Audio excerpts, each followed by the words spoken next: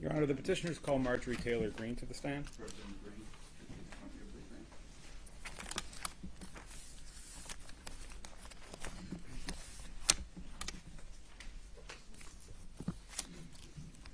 raise your hand. You solemnly swear to affirm the testimony beginning this hearing is the truth, the whole truth, and nothing but the truth, so help you God. Please be seated. Mr. Shelley, go ahead. May I proceed? Thank you. Good morning, Representative Greene. I'm Andy Shelley. I represent the plaintiffs in this matter. Ms. Greene, you were elected to Congress in November of 2020, right? Yes. And you became a member of Congress on January 3rd, 2021. Is that correct? Yes. And when you became a member of Congress, you became a member of Congress by virtue of having taken an oath of office, right? I became a member of Congress by being elected by the people of the 14th District. Okay, but you actually were permitted to take your seat in the House of Representatives because you took an oath of office. Isn't that correct? I swore an oath on January 3rd. And that oath required you to swear that you would support and defend the Constitution of the United States, right? Yes. And it required you to swear an oath that you would support and defend the Constitution of the United States against all enemies, right? Yes. And part of the oath that you took says that you were going to undertake that obligation to defend the Constitution against all enemies freely, without any mental reservation or purpose of evasion. Do you recall that part? I think so. Okay, well, let's have a look at it. This will be Plaintiff's Exhibit 63. I just want to make sure you get a chance to see it.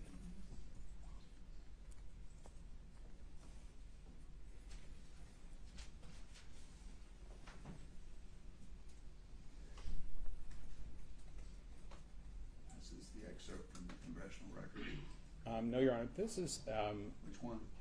This is Exhibit PX 63. Okay. This is a federal statute, 5 U.S.C. 3331, which sets forth the oath of office for federal officers, including members of Congress. And Ms. Wells, if you could make that a little bit bigger, I want to make sure the representative can see it. The highlighted portion, please. So if you see about a third of the way, 2/3 of the way down, it says that I will take this obligation. I take this obligation freely, without any mental reservation or purpose of evasion. See that?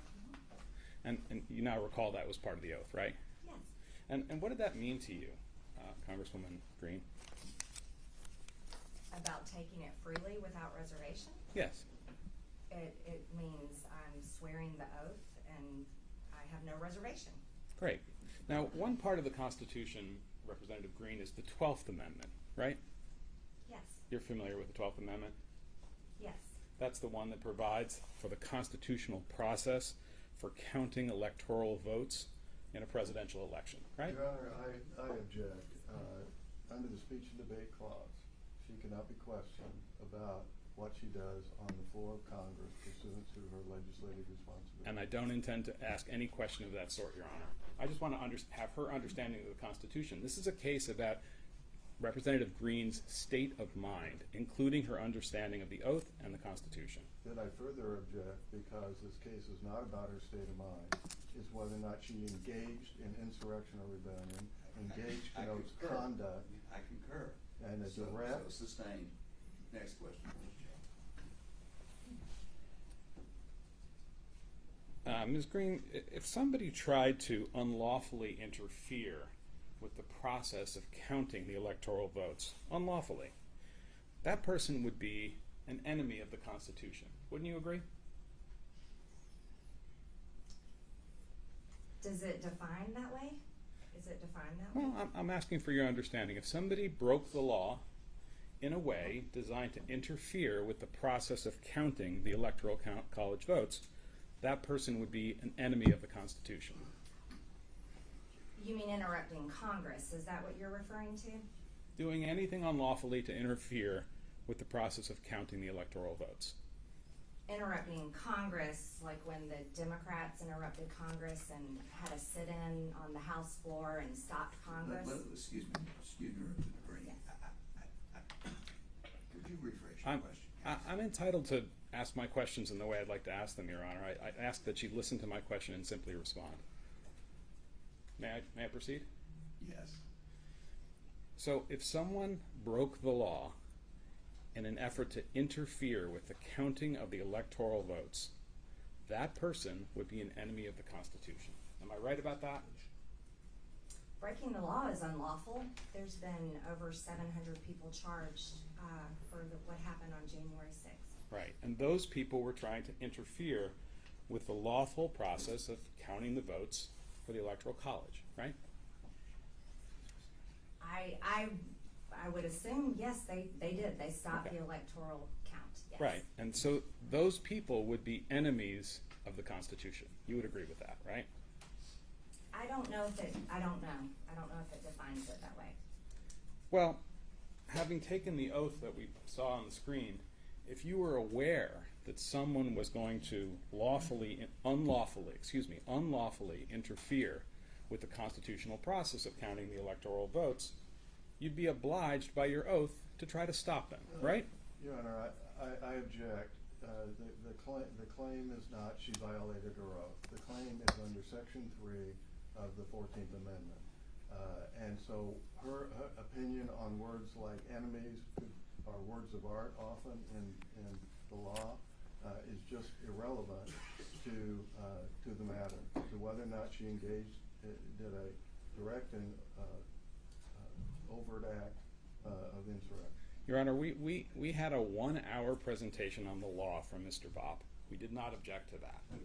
I will let you answer the question. I've forgotten what it is. Could you repeat it? Can we ask for it to be read back?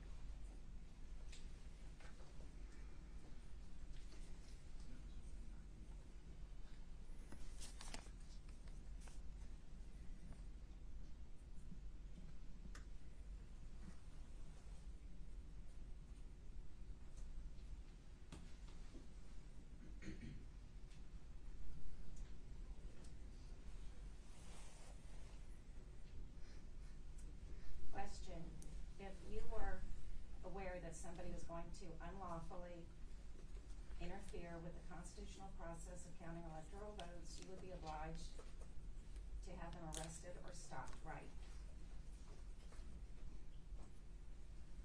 You may answer. You may answer the question to the best of your ability.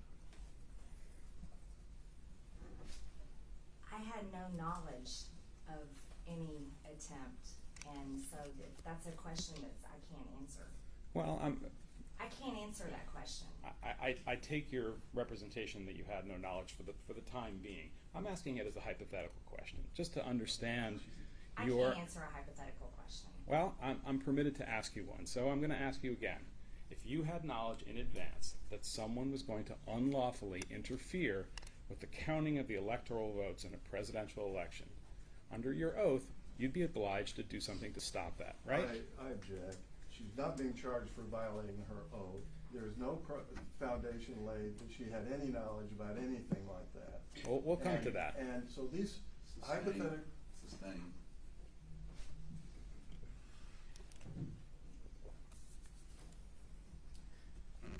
Let me try it a different way on the screen. You remember the part in the oath where you talked about taking on the obligations of the oath freely and without mental reservation or purpose of evasion? You recall that from a few minutes ago, right? Yes. Okay. If you knew that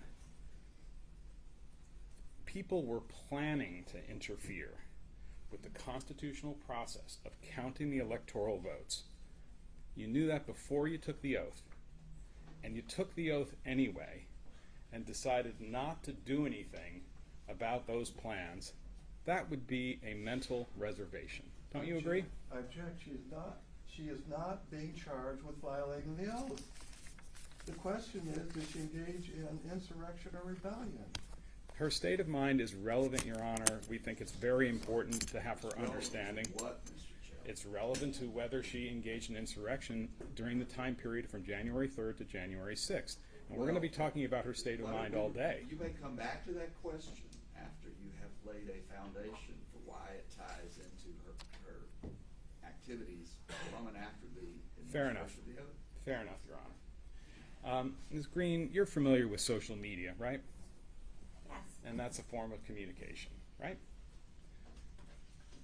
Yes. You know what Facebook is and Twitter, right? Yes. You use those as an important form of communication in your work. Yes. You post messages on Facebook, right? I post statements, messages, yes. Videos also, right? Yes. And you also respond and react to other people's comments when they're posted on Facebook or Twitter, right? Yes. And you do that as a way to get your political views out into the world. It's my freedom of speech to do so. I agree. And you've been very successful at using social media to get your views out into the world, right? I would say that's an opinion. Well, I'm asking your opinion. You've got hundreds of thousands of people who follow you on Twitter and Facebook, right? No, not really, because my personal Twitter account doesn't exist anymore. Before it was suspended by Twitter, you had hundreds of thousands of people following you on Facebook and Twitter, right? Yes. And by the way, the way Facebook and Twitter work, is my understanding, is they don't have to necessarily follow you to read what you have to say, right? I guess so. So it could be millions of people who have read the things that you have said on Facebook and Twitter over the years. I don't know that. But it could be. You would agree with that, right? No, I don't know that. Okay. I don't know how many people read or see what I post on social media.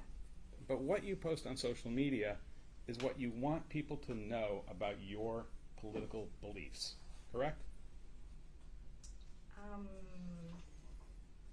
Sure. Okay. You're not putting stuff up there as a joke, are you?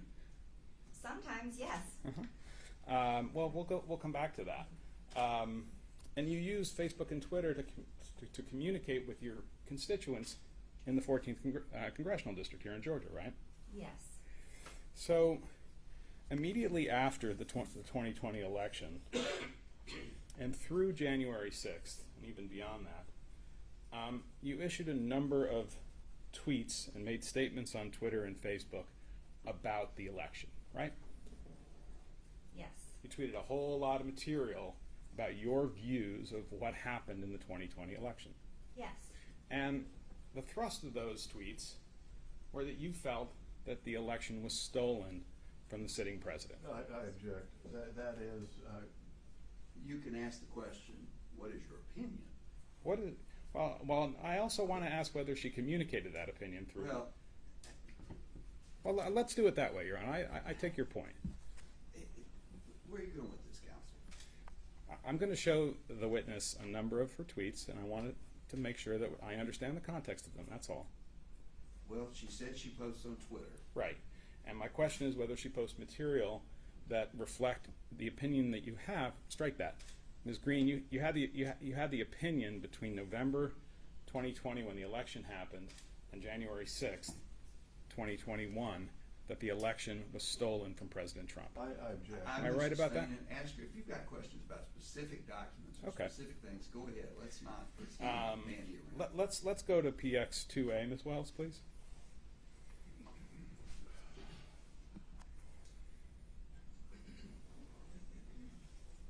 I'm sorry. Which one is this? 2A, Your Honor.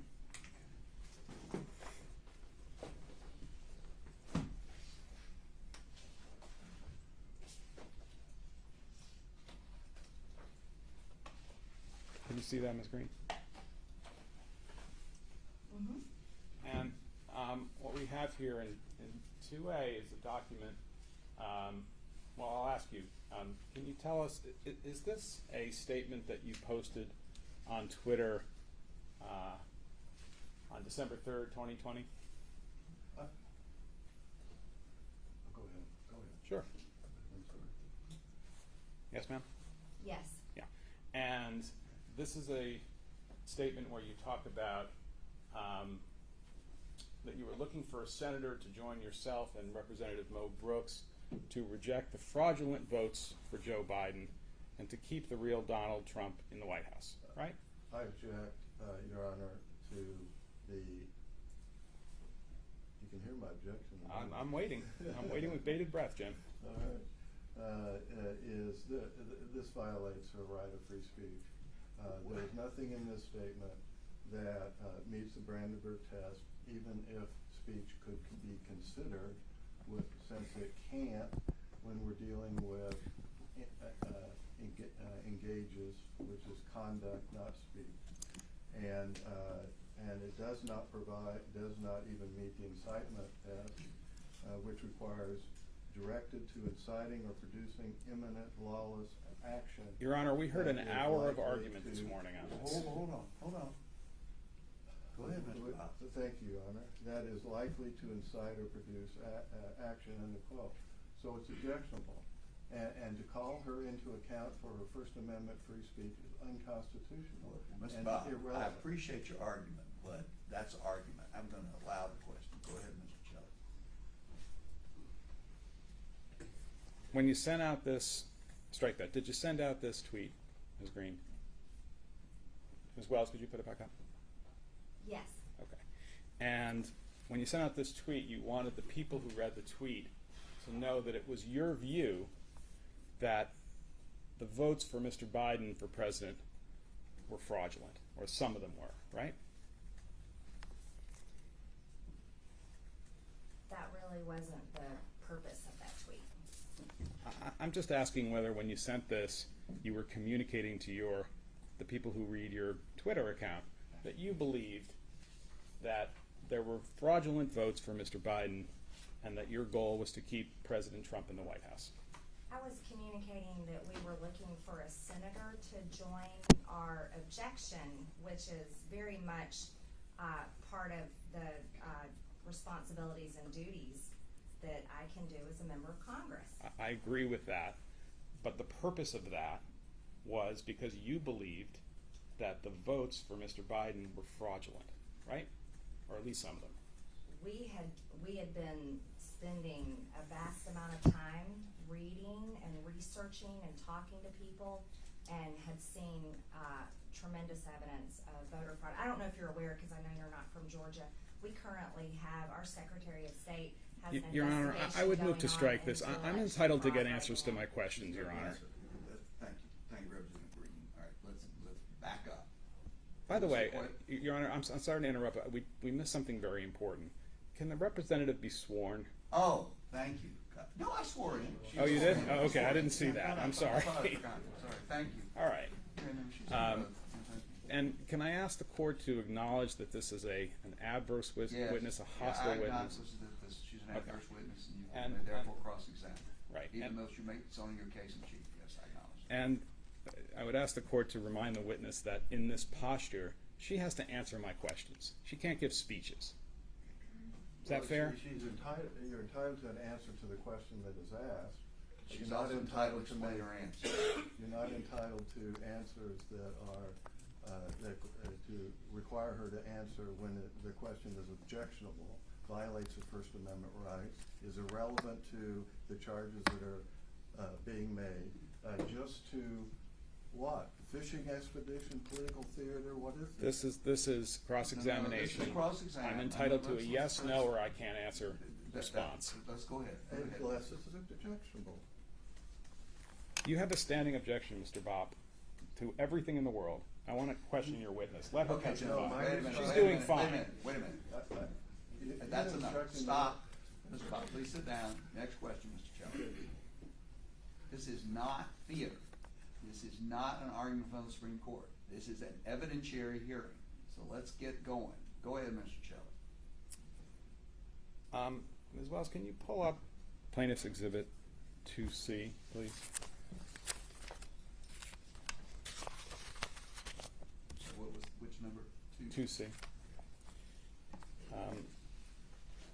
Ms. Green, is this a tweet that you sent out from your account on December 19th, 2020? Yes, And in this tweet, let me go back a second. Your Honor, I would just ask that the previous exhibit, which I think was 2D, be admitted into evidence. What was the number? 2D. I'm sorry, 2A. All right, so 2A is in. Yes, I'll admit it. And I'd ask that 2C be admitted into evidence. 2C. All right, Say that again, I was distracted. Go through it again. Sure, I asked the witness if this was her tweet. She said it was, This is your tweet. Okay. and I asked that it be admitted into evidence. I object. It's not probative. It violates her First Amendment rights. Well, It has nothing to do with engage. It doesn't, I- before January 3rd. it's in for what it's worth, Mr. Bob. Okay. I mean, I don't know if it's worth anything, but it's in. Well, Go ahead. and I apologize, Your Honor. It's okay. I do think it's my responsibility to make pertinent objections. I respect it for you, Mr. Bob. I respect it. Go ahead. Go ahead, Mr. Taylor. Thank you. Representative Greene, in your tweet on December 19th, 2020, that we've marked as Plaintiff's Exhibit 2C, one of the things you're communicating to the people who would read this tweet was that you want them to come to Washington on January 6th for a demonstration. Is that right? For a march for Trump. Right. Fight for Trump. The phrase that you use there is hashtag fight for Trump, right? That's what the words say. That's what it says on my tweet. Okay. And you posted that because you, in fact, wanted people to show up on January 6th, 2021 in D.C. in order to help you stop the theft of the 2020 election from your point of view. No. Okay. Well, I'm not sure we got a clear answer on this. You did believe at this time that the 2020 election had been stolen by the Democrats from Mr. Trump, right? I was asking people to come for a peaceful march, which is what everyone is entitled to do under their First Amendment, but I was not asking them to actively engage in violence or any type of action. My question is really simple. It's about your opinion.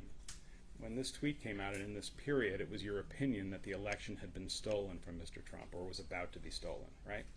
Under my opinion, there was a tremendous amount of fraudulent things that happened in the election, and under my opinion, I want to do anything I can to protect election integrity and to protect the people of my district in Georgia, people's votes. They should count. Is it fair to say, Representative Greene, that from election night of 2020 until January 6, 2021, your personal opinion and your wish was that Congress not certify Joe Biden as the winner of the 2020 election? No, that's not accurate. You believed that Joe Biden had lost the election to Mr. Trump, right? Well, yes, we saw a tremendous amount of voter fraud. We have investigations going on right now in the state of Georgia. There's investigations going on in multiple states. My own husband showed up to vote in the general election, and when he went in to vote in person, he was told that he had already voted by absentee ballot, when in fact he had never even requested an absentee ballot. There's many instances